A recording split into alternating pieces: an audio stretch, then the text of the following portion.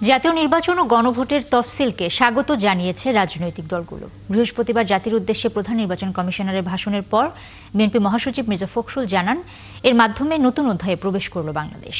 জামায়াত এনসিপিও তফসিলকে স্বাগত জানিয়েছে।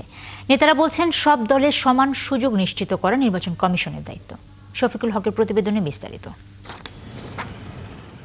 ত্রয়োদশ জাতীয় সংসদ নির্বাচনের বহুল কাঙ্ক্ষিত তফসিল বৃহস্পতিবার সন্ধ্যায় জাতির উদ্দেশ্যে দেয়া ভাষণে প্রধান নির্বাচন কমিশনার জাতীয় নির্বাচন এবং গণভোট কবে হচ্ছে তার বিস্তারিত তুলে ধরেন। 2026 সালের ফেব্রুয়ারি মাসের 12 তারিখ রোজ বৃহস্পতিবার 300 আসনে ত্রয়োদশ জাতীয় সংসদ সাধারণ নির্বাচন এবং একই সাথে জুলাই জাতীয় সনদ সংবিধান সংস্কার বাস্তবায়ন আদেশ 2025-এর উপর গণভোট অনুষ্ঠিত হবে। দীর্ঘদিন ধরে নির্বাচন অনুষ্ঠানের দাবি জানিয়ে আসা বিএনপি এই তফসিলকে স্বাগত জানিয়েছে।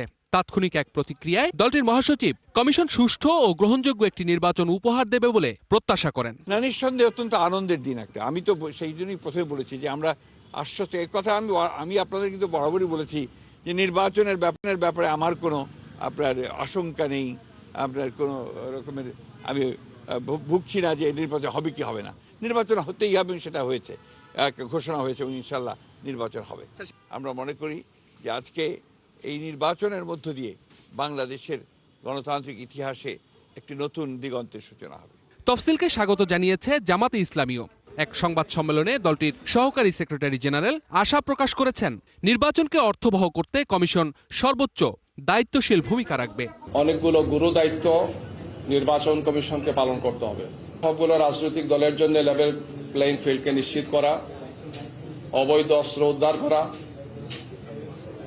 এবং জাতীয় সংসদ নির্বাচনকে অর্থবহ করার জন্য প্রশাসনিক এবং অন্যান্য যতগুলো দায়িত্ব আছে, এই সবগুলো দায়িত্ব পালনে তারা সর্বোচ্চ দায়িত্বশীলতার পরিচয় দিয়ে তারা দায়িত্ব পালন করবে।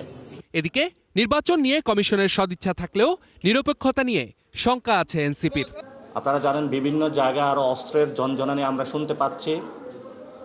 আমরা এই ইলেকশনে সুষ্ঠু নির্বাচনের জন্য পেশি শক্তি, টাকার প্রভাব, গডফাদারের যে সংস্কৃতি আমাদের অতীতে নির্বাচনে রয়েছে, সেই সংস্কৃতি কতটুকু বন্ধ করতে পারবে সে বিষয়ে নির্বাচন কমিশনের উপরে আমাদের যথেষ্ট সন্দেহজনক অবস্থান রয়েছে। নির্বাচন কমিশন যে দলীয় নয় সেটি প্রমাণ করতে তাদের নিরপেক্ষ আচরণ প্রত্যাশা করেন এই এনসিপি নেতা।